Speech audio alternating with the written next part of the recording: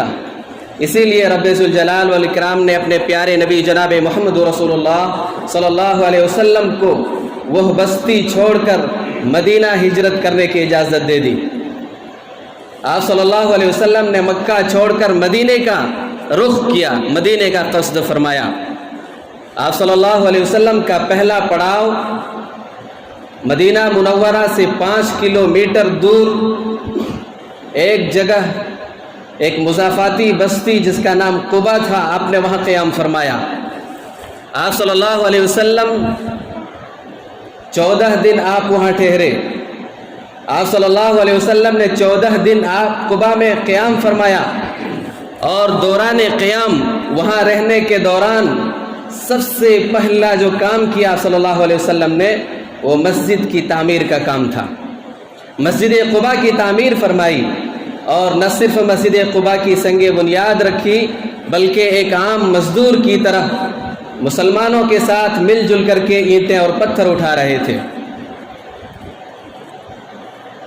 آپ صلی اللہ علیہ وسلم کی منزل وہ نہیں تھی، آپ کی منزل آگے تھی۔ آپ صلی اللہ علیہ وسلم صرف وہاں چند دن ٹھہرے، اور وہ چند دن بھی آپ صلی اللہ علیہ وسلم نے مسجد کے بغیر نہیں گزاری۔ اس سے پتہ چلتا ہے کہ مسجد کتنا ضروری ہے۔ پھر جب مسجد قبا کی تعمیر مکمل ہو گئی تو آپ صلی اللہ علیہ وسلم نے آخری منزل اور آخری پڑاؤ یعنی مدینہ منورہ کی طرف قصد فرمایا۔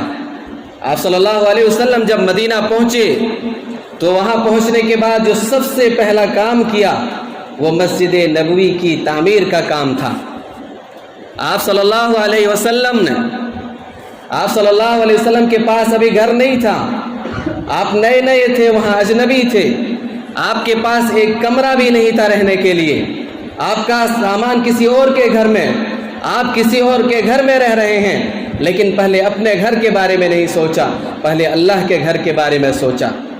سب سے پہلا کام یہ کیا کہ مسجد نبوی کی تعمیر کا کام شروع کر دیا، اور آپ کے وہ صحابہ اکرام جو آپ کے اوپر اپنی جانیں نچھاور کرنے والے تھے، آپ صلی اللہ علیہ وسلم کھڑے ہو کر کے اشاروں سے اس مسجد کی تعمیر کروا سکتے تھے، لیکن آپ صلی اللہ علیہ وسلم نے اپنے ان مبارک ہاتھوں سے اینٹیں اور پتھر اٹھا رہے تھے۔ صحابہ اکرام نے دیکھا تو عرض کی، اللہ کے رسول صلی اللہ علیہ وسلم آپ رہنے دیجئے، اس کام کے لیے ہم کافی ہیں۔ تو نبی کائنات علیہ السلام نے ارشاد فرمایا کہ یہ بوجھ اٹھانا کوئی خیبر کا بوجھ اٹھانا نہیں ہے، بلکہ یہ تو باعث ثواب اور پاکیزہ کام ہے۔ ساتھ ہی ساتھ آپ صلی اللہ علیہ وسلم یہ بھی فرما رہے تھے، لا عیش الا عیش الاخرہ فاغفر للانصار والمہاجرہ، زندگی تو بس آخرت ہی کی زندگی ہے، اے پروردگار مہاجرین اور انصار کی مغفرت فرما دے۔ صحابہ کرام نے جب دیکھا نبی کریم صلی اللہ علیہ وسلم کام کر رہے ہیں تو جذبہ عمل سے سرشار ہو کر فرمایا، لئن قعدنا والنبی یعمل لذاک منا العمل المضلل، اگر ہم بیٹھ جائیں اور نبی کائنات علیہ السلام کام کریں، یہ تو ہمارے لیے سراسر گمراہی کی بات ہو گئی۔ ایسا کیسے ہو سکتا ہے کہ اللہ کے حبیب صلی اللہ علیہ وسلم کام کریں اور ہم بیٹھے رہ جائیں؟ مسجد نبوی کی تعمیر کرنے کا جذبہ ان میں بلند ہو گیا، جذبہ بڑھ گیا، ایک اینٹ اٹھانے کے بجائے 2 اینٹ اٹھانے لگے۔ حضرت ابو سعید رضی اللہ تعالیٰ عنہ فرماتے ہیں کہ مسجد نبوی کی تعمیر میں حصہ لیتے وقت ہم تو ایک اینٹ اٹھا رہے تھے، لیکن حضرت عمار رضی اللہ تعالیٰ عنہ 2 اینٹ اٹھا رہے تھے۔ جب نبی کائنات علیہ السلام نے دیکھا کہ 2 اینٹ اٹھا رہے ہیں تو پیار سے جناب محمد رسول اللہ صلی اللہ علیہ وسلم نے ان کے جسم سے اور ایک دوسری روایت میں ان کے سر سے مٹی جھاڑنے لگے۔ آپ اندازہ لگائیں کہ مسجد کتنا ضروری ہے۔ چند دن آپ نے قیام فرمایا قبا میں، مسجد کے بغیر نہیں گزارے، اور مدینہ منورہ پہنچنے کے بعد سب سے پہلا کام جو کیا وہ مسجد نبی کی تعمیر کا کام کیا۔ اس سے پتہ چلتا ہے کہ کتنا ضروری ہے مسجد ہمارے لیے۔ اور مسجد صرف عبادت خانہ نہیں ہے، صرف عبادت گھر نہیں ہے، بلکہ مسلمانوں کا پارلیمنٹ ہے، مسلمانوں کی تربیت گاہ ہے، قرآن و سنت کی نشر و اشاعت کا مرکز ہے۔ یہ قرآن مقدس جو ہمارے سامنے موجود ہے، اس کا ایک ایک لفظ، ایک ایک حرف، ایک ایک شوشہ 1400 سال بعد بھی بالکل اسی طرح منوعاً موجود ہے جس طرح سے نبی کائنات علیہ السلام کے زمانے میں موجود تھا۔ نہیں کروڑوں اس دنیا کے کونے کونے میں حفاظ کرام موجود ہیں جن کے سینوں میں اسی صوتی انداز میں قرآن موجود اور محفوظ ہے جس صوتی انداز میں حضرت جبریل امین نے جناب محمد رسول اللہ صلی اللہ علیہ وسلم کے قلب مبارک پر نازل فرمایا تھا۔ تو یہ انہی مساجد و مکاتب اور مدارس کا دین ہے۔ نبی کریم صلی اللہ علیہ وسلم، اسے ذرا خاموش کرائیں، نبی کریم صلی اللہ علیہ وسلم کی زندگی کا ایک ایک لمحہ، ایک ایک دن مکمل حوالوں کے ساتھ موجود ہے، تو انہی مساجد و مکاتب اور مدارس کا دین ہے۔ نبی کریم صلی اللہ علیہ وسلم کی احادیث صحیحہ مکمل سندوں کے ساتھ جو محفوظ ہے تو انہی مساجد و مکاتب اور مدارس کی وجہ سے ہے۔ ہم نے جو شریعت مطہرہ کا علم حاصل کیا ہے، ہمارے پاس جو قرآن و سنت کا علم ہے، ہمیں جو عبادت کرنے کا طریقہ معلوم ہوا ہے تو انہی مساجد و مکاتب اور مدارس سے معلوم ہوا ہے۔ ہمیں جو فرائض ادا کرنے کا طریقہ معلوم ہوا، ہم نے اپنے رب کو پہچانا ہے، توحید کو سمجھا ہے، شرک کی قباحت ہمیں معلوم ہے تو انہی مساجد و مکاتب سے ہمیں معلوم ہوا ہے۔ اور دنیاوی اور اخروی زندگی کی کامیابی کا راز سے ہم واقف ہوئے ہیں تو انہی مساجد و مکاتب اور مدارس سے ہوئے ہیں۔ اور مسجد کی اسی اہمیت کے پیش نظر امام کائنات علیہ السلام نے حکم دیا، امرنا رسول اللہ صلی اللہ علیہ وسلم ببناء المساجد فی الدور وان تنظف وتطیب۔ نبی کریم صلی اللہ علیہ وسلم نے یہ فرمان جاری کر دیا کہ جہاں جہاں مسلمان رہتے ہوں، جس جگہ مسلمان رہتے ہو، جس کالونی میں مسلمان رہتے ہوں، جس بستی میں یا جس محلے میں مسلمان رہتے ہوں، وہاں مسجد تعمیر کرو اور ان کی پاکی صفائی اور انہیں خوشبو سے معطر کر کے رکھو۔ اللہ رب العزت اگر ہم میں سے کسی کو خوشحالی سے نواز دیتا ہے، فراخی سے نواز دیتا ہے، تو ہماری یہ خواہش ہوتی ہے کہ ہم اپنا مکان بڑی بڑی کالونیوں میں لے لیں، اپنی رہائش یا اپنا مکان وہاں لے کر کے جائیں، کیونکہ وہاں بڑے لوگ رہتے ہیں، کھلی جگہ ہے، کھلی سڑکیں ہیں، کھلے گھر ہیں، کھلی فضا ہے، وہاں سے ہاسپٹل نزدیک ہے، مارکیٹ قریب ہے، تمام طرح کی چیزوں کی سہولیات ہے وہاں۔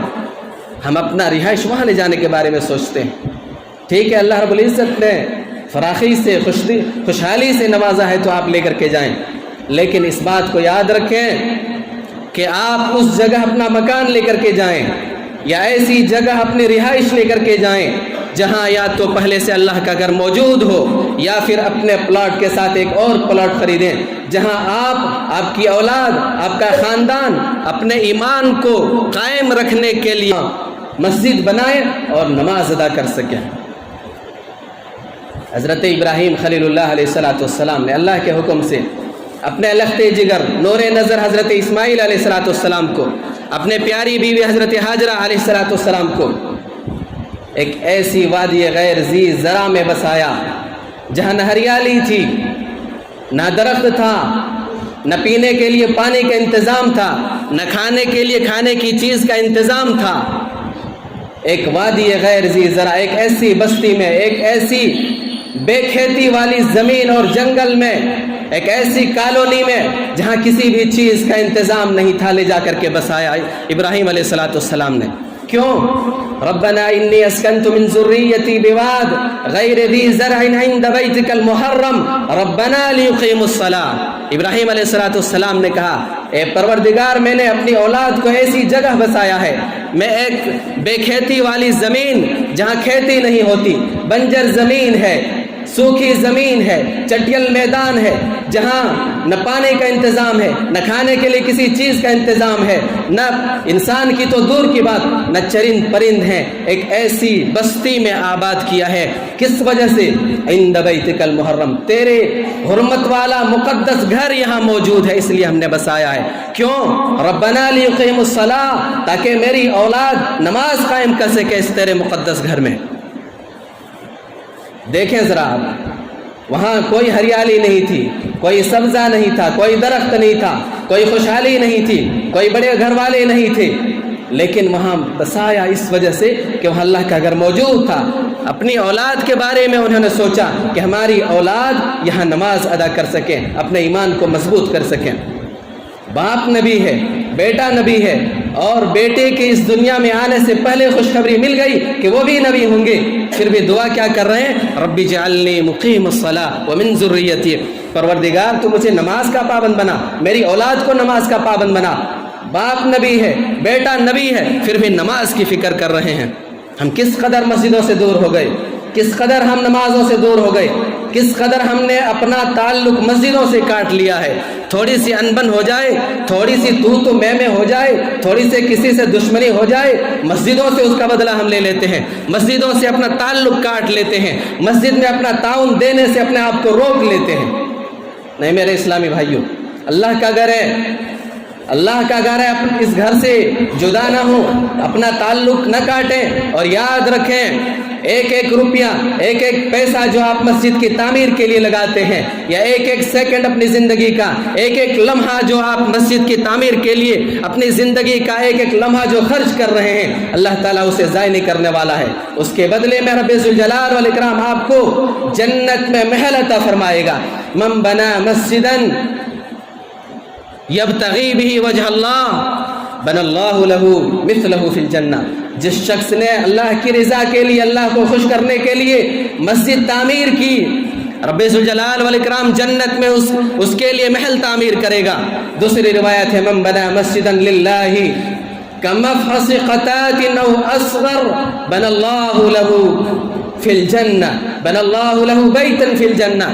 نبی کریم صلی اللہ علیہ وسلم نے ارشاد فرمایا کہ جس نے اللہ کی خوشنودی کے لیے پرندے کے گھونسلے کے برابر بھی اگر مسجد بنائی، او اصغر یا اس سے بھی چھوٹی مسجد بنائی، تو رب ذوالجلال والاکرام اس کے لیے جنت میں محل تعمیر کرے گا۔ ذرا غور کریں، پرندے کا گھونسلہ کتنا بڑا ہوتا ہے؟ اس سے زیادہ نہیں ہوتا ہے۔ چھوٹی چھوٹی چڑیا کا گھونسلہ آپ نے دیکھا ہوگا، اتنا سا ہوتا ہے۔ او اصغر یا اس گھونسلے سے بھی چھوٹی مسجد کوئی تعمیر کرتا ہے اللہ کی رضا کے لیے، تو رب ذوالجلال والاکرام اس کے لیے بھی جنت میں محل تیار کرے گا۔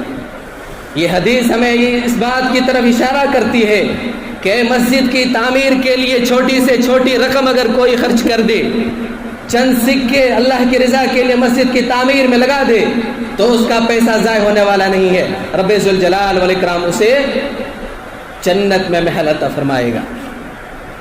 مسجد کی تعمیر کرنا اتنا بڑا اجر و ثواب کا کام ہے کہ انسان مسجد بنا کر کے پیسے لگا کر کے چند سکے چند پیسے لگا کر کے چلا جاتا ہے، قیامت تک اس کے کھاتے میں نیکیوں کا اضافہ ہوتا رہتا ہے، صدقہ جاریہ کر کے چلا جاتا ہے۔ اسلامی بھائیوں، یہ تھی مسجد تعمیر کرنے کی فضیلت۔ مسجد تعمیر ہو گئی، اب مسجد تعمیر کرنے کے بعد مسجد کو آباد بھی کرنا ہے۔ مسجد تعمیر کرنا کوئی کمال کی بات نہیں ہے، مسجد آباد کرنا یہ کمال کی بات ہے۔ آپ دنیا کے جس کونے میں بھی جائیں، ایک سے ایک عظیم الشان اور عالی شان مسجد، 5 اسٹار اور 7 اسٹار ہوٹل بھی فیل ہے اس کے سامنے، ایک سے ایک عظیم الشان مسجد۔ لیکن افسوس اس وقت ہوگا جب اس مسجد میں نمازیوں کی تعداد اگر آپ دیکھیں، جس بستی میں، جس محلے میں 2000 1500 1000 لوگ رہتے ہوں، اس مسجد میں صرف چند لوگ نماز پڑھنے کے لیے آئیں۔ مسجد آباد کریں۔ مسجد آباد کیسے کریں؟ نماز سے، تلاوت قرآن سے، اعتکاف سے، ذکر و اذکار سے، دعا و مناجات سے، قرآن و سنت کی نشر و اشاعت سے، اور یاد رکھیں پورے محلے میں ہماری مسجد کا وہ مقام اور مرتبہ ہو، ہماری مسجد سے لوگوں کو وہ اخلاق کی تربیت ملے کہ وہ اپنی نسلوں کو اس مسجد کی طرف بھیجیں کہ اس مسجد سے محبت کی خوشبو آتی ہے، اس مسجد سے محبت کا پیغام ملتا ہے، اس مسجد سے قال اللہ اور قال رسول کی صدا بلند ہوتی ہے۔ مسجد تعمیر کرنے کی، مسجد آباد کرنے کی کتنی بڑی فضیلت ہے۔ رب کا قرآن کہتا ہے انما یعمر مساجد اللہ من آمن باللہ والیوم الآخر واقام الصلاة وآت الزکاة ولم یخش الا اللہ فعسى اولئک ان یکونوا من المہتدین۔ اللہ کی مسجدوں کو تو وہی لوگ آباد کرتے ہیں جو اللہ پر اور یوم آخرت پر ایمان رکھتے ہیں، نماز قائم کرتے ہیں اور زکوٰۃ ادا کرتے ہیں اور اللہ کے سوا کسی سے نہیں ڈرتے، امید ہے کہ یہی لوگ ہدایت پانے والے ہیں۔ ذرا اللہ کے اس فرمان میں غور کریں کہ جو لوگ نماز قائم کرتے ہیں، مسجدوں سے جڑے رہتے ہیں، مسجد سے کٹتے نہیں ہیں، زکوٰۃ ادا کرتے ہیں، یہی لوگ اللہ پر اور یوم آخرت پر ایمان رکھنے والے ہیں اور یہی لوگ اللہ کی مسجدوں کو آباد کرنے والے ہیں۔ اس سے پتہ چلا کہ جو لوگ نماز نہیں پڑھتے، مسجدوں سے اپنا تعلق کاٹ لیتے ہیں، زکوٰۃ ادا نہیں کرتے، وہ اللہ اور یوم آخرت پر ایمان نہیں رکھتے، اور وہی لوگ مسجدوں کو ویران کرنے والے ہیں، وہی لوگ مسجدوں کو برباد کرنے والے ہیں۔ کل قیامت کے دن رب ذوالجلال والاکرام فرمائے گا، این جیرانی این جیرانی، میرے پڑوسی کہاں ہیں، میرے پڑوسی کہاں ہیں؟ فرشتے کہیں گے رب ذوالجلال والاکرام تیرے پڑوسی کیسے ہو سکتے؟ کون ہے تیرے پڑوسی؟ تو رب العالمین ہے، تیرے پڑوسی کون ہیں؟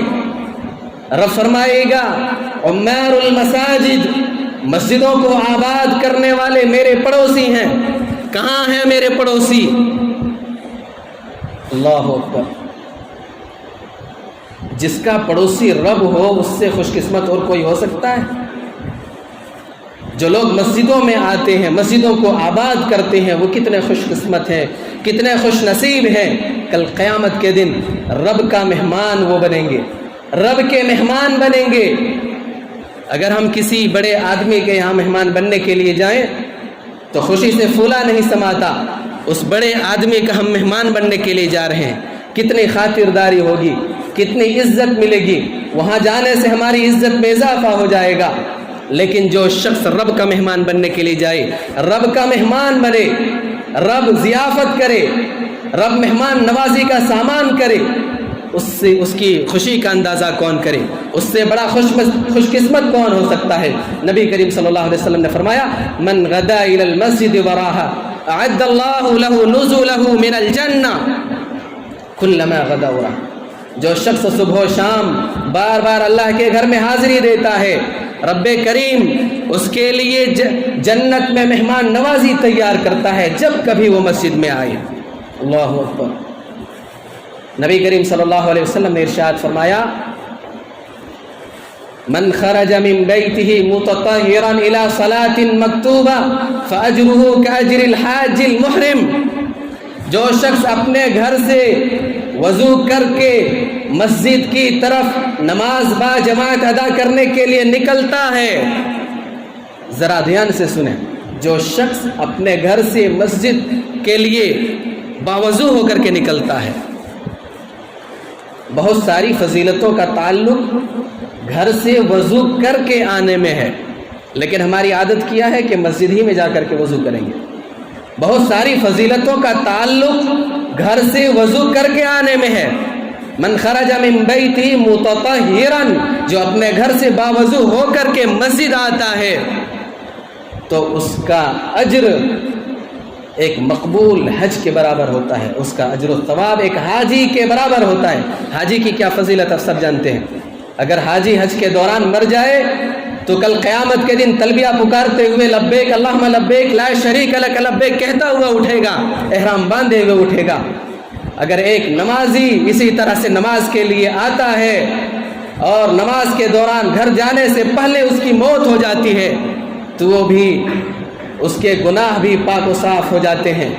وہ کل قیامت کے دن اٹھے گا تو گناہوں سے ایسے پاک و صاف ہو کر کے اٹھے گا کہ آج ہی گویا کہ آج ہی اس کی ماں نے اسے جنا ہے۔ نبی کریم صلی اللہ علیہ وسلم نے ارشاد فرمایا، جو شخص تین کام کر لے، اس کے لیے تین خوشخبریاں ہیں۔ تین کام کیا ہے؟ مسجد آنا چل کر کے، پہلا کام۔ دوسرا کام انتظار الصلاۃ بعد الصلاۃ، ایک نماز کے بعد دوسری نماز کا انتظار کرے۔ ایک نماز پڑھ لی، دوسری نماز کی فکر ہونے لگی، ظہر ہم نے پڑھ لی، عصر کا وقت کہاں ہوگا، عصر کے وقت ہم کہاں ہوں گے، مغرب کے وقت ہم کہاں ہوں گے۔ ایک نمازی ایسے ہی فکر کرتا ہے عشاء کی نماز ہمیں کہاں پڑھنی ہے۔ دوسرا کام، ایک نماز کے بعد دوسری نماز کی فکر کرے۔ اور تیسرا کام، کہ سخت سردی کے موسم میں بھی وہ مکمل اور اچھی طرح سے وضو کرے۔ جو شخص یہ 3 کام کر لے اس کے لیے 3 بڑی بڑی خوشخبریاں ہیں۔ پہلی خوشخبری، عاش بخیر، خیر و بھلائی کے ساتھ وہ زندگی بسر کرے گا، اس کی زندگی میں مایوسی نہیں آ سکتی، اس کی زندگی میں بے اطمینانی نہیں آ سکتی، وہ خیر و بھلائی کے ساتھ خوشحالی کے ساتھ زندگی بسر کرے گا۔ دوسری خوشخبری کیا ہے؟ دوسری گارنٹی کیا ہے؟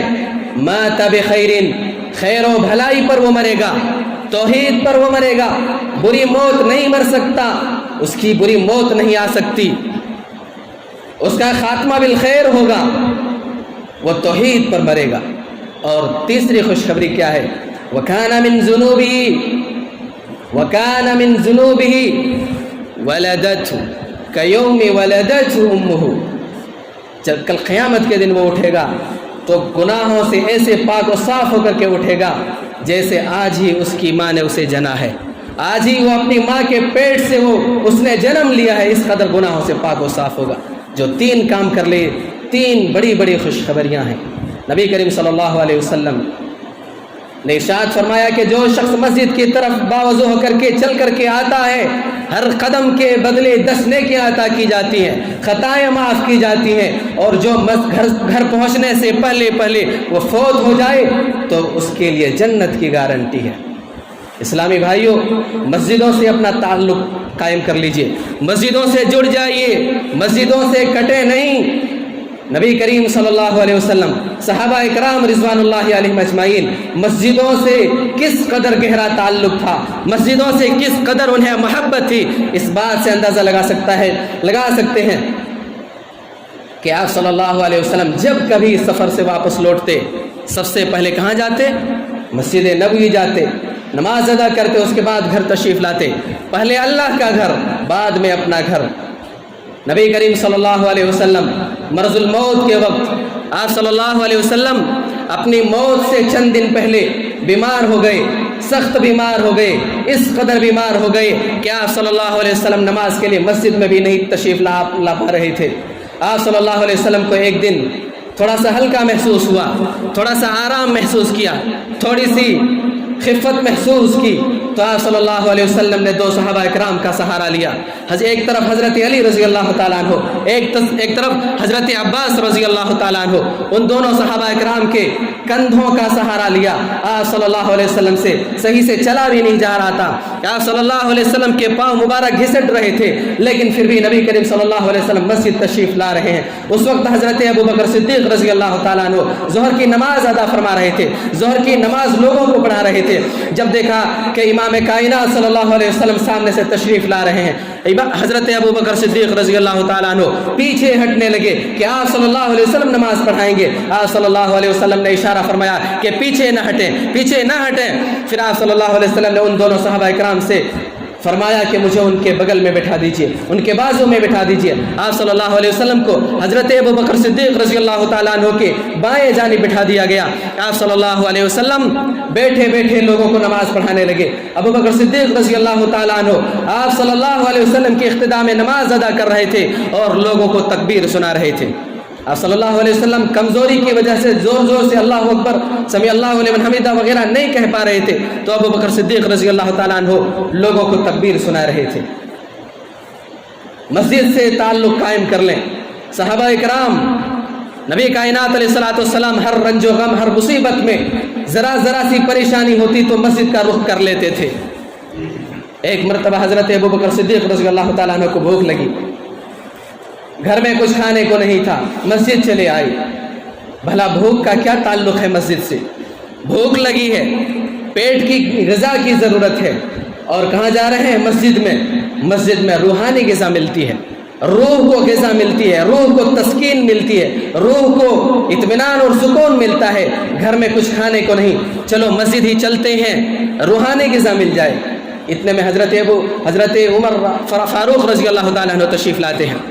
صدیق اکبر رضی اللہ تعالیٰ عنہ پوچھتے ہیں کہ اس وقت تم یہاں کیسے آئے؟ یہ تو نماز کا وقت نہیں ہے، کیسے آئے؟ حضرت عمر فاروق رضی اللہ تعالیٰ عنہ نے ارشاد فرمایا، ما اخرجنی الا الجوع، مجھے میرے گھر سے सिवाय भूख के किसी और चीज़ ने नहीं निकाला है, मुझे भूख लगी थी इसलिए मैं मस्जिद चला आया। अबू बकर सिद्दीक़ रज़ी अल्लाह ताला अन्हु ने सुना तो कहा, अल्लाह की कसम मैं भी भूख ही की वजह से यहाँ आया हूँ, मुझे भूख लगी थी। मेरे घर में भी कुछ खाने के लिए नहीं था। इतने में ऊंची शान वाले ताजदार मदीना जनाब मोहम्मद रसूलुल्लाह सल्लल्लाहु अलैहि वसल्लम तशरीफ़ लाते हैं और उन दोनों से पूछते हैं, मा अखरजकुमा मिन बुयूतिकुमा फी हादिहि स्सा, तुम दोनों इस वक्त यहाँ कैसे हो? ये तो कोई नमाज का वक्त नहीं है, कैसे आए, कैसे आना हुआ? तो उन दोनों ने कहा, अल्लाह के रसूल सल्लल्लाहु अलैहि वसल्लम, हमारे घर में कुछ खाने के लिए नहीं था, हमें भूख लगी थी, भूख से हम परेशान थे तो हम मस्जिद का रुख कर लिए, मस्जिद आ गए। जब नबी कायनात अलैहिस्सलाम ने सुना तो फरमाया, कसम है उस ज़ात की जिसके हाथ में मोहम्मद सल्लल्लाहु अलैहि वसल्लम की जान है, मैं भी भूख ही की वजह से यहाँ आया हूँ। मेरे घर में भी खाने के लिए नहीं कुछ था, मुझे भी भूख लगी इसलिए मैं भी भूख की वजह से मस्जिद आया हूँ। नबी कायनात अलैहिस्सलाम के घर में कुछ खाने के लिए नहीं। फिर नबी कायनात अलैहिस्सलाम ने उन दोनों सहाबा इकराम को लिया, एक अंसारी सहाबी के यहाँ तशरीफ़ ले गए। इत्तेफाक से वो घर में मौजूद नहीं थे, बीवी घर में मौजूद थी। देखा कि कायनात के सबसे प्यारे नबी जनाब मोहम्मद रसूलुल्लाह सल्लल्लाहु अलैहि वसल्लम हमारे घर तशरीफ़ लाए हुए हैं। सिद्दीक़ अकबर रज़ी अल्लाह ताला अन्हु आए हुए हैं, अबू हज़रत उमर फ़ारूक रज़ी अल्लाह ताला अन्हु तशरीफ़ लाए हुए हैं। कहा, अल्लाह के रसूल सल्लल्लाहु अलैहि वसल्लम तशरीफ़ लाइए, आपका आना मुबारक हो, खुश आमदीद, आप आइए तशरीफ़ लाइए। कहा कि आपके खामिंद कहाँ हैं, आपके शौहर नामदार कहाँ हैं? कि अल्लाह के रसूल सल्लल्लाहु अलैहि वसल्लम वो आते ही होंगे, आप तशरीफ़ रखें। इतने में वो सहाबी रसूल तशरीफ़ ले आते हैं, आ जाते हैं पानी लेकर के। देखते हैं अल्लाह के रसूल सल्लल्लाहु अलैहि वसल्लम हमारे घर में आए हुए हैं। सिद्दीक़ अकबर रज़ी अल्लाह ताला अन्हु आए हुए हैं, उमर फ़ारूक रज़ी अल्लाह ताला अन्हु आए हुए हैं। इतनी खुशी हुई कि हमारे घर में कायनात के ताजदार मेहमान बने हुए हैं। खुशी से चेहरा उनका तमतमाने लगा। जल्दी से अपने खजूर के बाग में दाखिल हुए, जल्दी से खजूर का खोशा, खजूर का गुच्छा ला करके आप सल्लल्लाहु अलैहि वसल्लम के सामने दस्तरखान पर डाल दिया कि अल्लाह के रसूल सल्लल्लाहु अलैहि वसल्लम खजूर तनावुल फरमाएं। जल्दी से अपनी बीवी को हुक्म दिया, जौ का आटा पीस करके जल्दी से रोटी तैयार करो, और खुद भी एक छुरी उठा लिया और जल्दी से बकरी का एक बच्चा ज़बह करके जल्दी से बकरी का वो भुना हुआ गोश्त और वो तैयार करदा रोटी आप सल्लल्लाहु अलैहि वसल्लम के सामने दस्तरखान में पेश कर दिया गया। पता नहीं नबी करीम सल्लल्लाहु अलैहि वसल्लम कब से भूखे थे, कितने दिनों से खाना नसीब नहीं हुआ था। हज़रत आयशा रज़ी अल्लाह ताला अन्हा फरमाती हैं कि महीनों तक, एक महीना तक कभी कभार ऐसा होता कि हमारे घर में चूल्हा नहीं जलता था, खजूर और पानी से हम गुजारा कर लेते थे। पता नहीं कब से खाना नसीब नहीं हुआ था, इतना लजीज खाना देखा। नबी कायनात अलैहिस्सलाम ने एक रोटी उठाई, उसमें से गोश्त की चंद एक बोटी रखी और उस सहाबी रसूल से कहा कि जाकर के मेरी बेटी फातिमा रज़ी अल्लाह ताला अन्हा को ये खाना दे करके आ जाओ, बहुत दिनों से उसे खाना नसीब नहीं हुआ है, उसे ये दे करके आ जाओ। नबी करीम सल्लल्लाहु अलैहि वसल्लम ने खाना तनाउल फरमाया। सिद्दीक़ अकबर रज़ी अल्लाह ताला अन्हु ने खाना खाया, उमर फ़ारूक रज़ी अल्लाह ताला अन्हु खाना खाया, और कहा, उन दोनों ने फरमाया कि तुम्हारे घर से तुम्हें भूख ने निकाला था, लेकिन अल्लाह रब्बुल इज़्ज़त ने तुम्हें पेट भर करके वापस तुम्हें कर रहा है। तुम्हारा घर, तुम पेट भर करके शिकम शेर होकर के तुम अपने घर जा रहे हो। अल्लाह की इन नेमतों की शुक्रगुजारी करो, अल्लाह की इन नेमतों के बारे तुमसे सवाल जवाब होगा कल क़यामत के दिन। इस्लामी भाइयों, मस्जिदों से अपना ताल्लुक़ कायम कर लें। ये मस्जिदें वो जगहें हैं जहाँ न सिर्फ रूहानी ग़िज़ा अल्लाह मुयस्सर फरमाता है, बल्कि पेट की ग़िज़ा भी अल्लाह रब्बुल इज़्ज़त मुयस्सर फरमा देता है। देखें अल्लाह कैसे इंतज़ाम करता है, कैसे असबाब पैदा करता है अल्लाह रब्बुल इज़्ज़त। उन्हें भूख लगी थी, उन्होंने किसी के घर का दरवाज़ा नहीं खटखटाया, किसी के घर में दस्तक नहीं दी कि हमें भूख लगी है, अल्लाह के घर में आकर के दस्तक दी। अल्लाह के घर में आए, अल्लाह के घर से उन्होंने अपना ताल्लुक़ जोड़ लिया, तो अल्लाह रब्बुल इज़्ज़त न सिर्फ रूहानी ग़िज़ा मुयस्सर फरमाता है, बल्कि पेट की ग़िज़ा भी अल्लाह रब्बुल इज़्ज़त मुयस्सर फरमा देता है, अता फरमा देता है। इस्लामी भाइयों, साथ ही साथ हमें पाकी और सफाई का भी अहतमाम करना चाहिए मस्जिद का। और मस्जिदों की पाकी और सफाई करना ये कोई हकीर काम नहीं है, कोई मामूली काम नहीं है। मस्जिद की सफाई करने वाले کو حقیر مت سمجھیں، یہ انبیاء اکرام کی سنت ہے، ابراہیم خلیل اللہ علیہ السلام کی سنت ہے، اسماعیل علیہ السلام کی سنت ہے، اور اس کائنات کے تاجدار اور سب سے اونچی شان والے جناب محمد رسول اللہ صلی اللہ علیہ وسلم کی سنت مبارکہ ہے۔ آپ صلی اللہ علیہ وسلم مسجد تشریف لائے، نماز پڑھا رہے تھے، دیکھا کہ دیوار پر کسی نے تھوک دیا ہے۔ سلام پھیرنے کے بعد سب سے پہلے آپ صلی اللہ علیہ وسلم نے اپنے ہاتھوں سے اس بلغم کو صاف کیا۔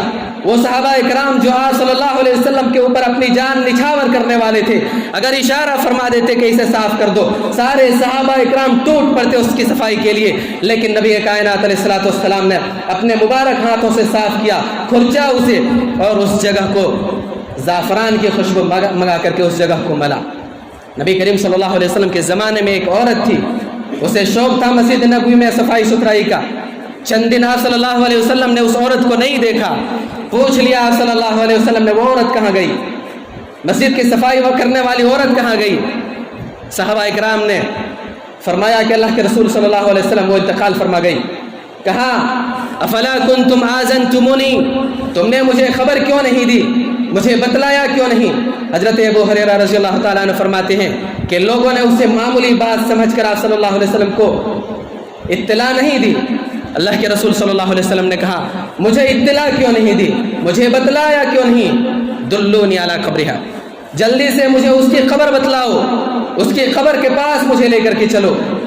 ذرا اپنے عقیدے کو صحیح کر لیں۔ یہاں پر نبی کائنات علیہ السلام کو مدینہ کے اندر جو قبرستان ہے، اس قبرستان میں کون سی قبر میں کس کی لاش دفن ہے وہ آپ صلی اللہ علیہ وسلم کو معلوم نہیں ہے۔ وہ فرما رہے ہیں کہ مجھے اس کی قبر بتلا دو، تو آپ صلی اللہ علیہ وسلم عالم الغیب کیسے ہو سکتے تھے؟ آپ صلی اللہ علیہ وسلم نے فرمایا مجھے اس کی قبر بتلا دو۔ آپ کو وہاں لے جایا گیا، آپ صلی اللہ علیہ وسلم نے اس پر نماز جنازہ ادا کی، خصوصی طور پر اس کی دعا کا اہتمام کیا، اس پر نماز جنازہ پڑھی۔ پھر آپ صلی اللہ علیہ وسلم نے فرمایا کہ لوگوں، ان قبروں میں تاریکی تھی، اندھیرا چھایا ہوا تھا، میری اس عورت کے اوپر نماز جنازہ پڑھنے کی وجہ سے ساری قبروں کو اللہ رب العزت نے روشن فرما دیا۔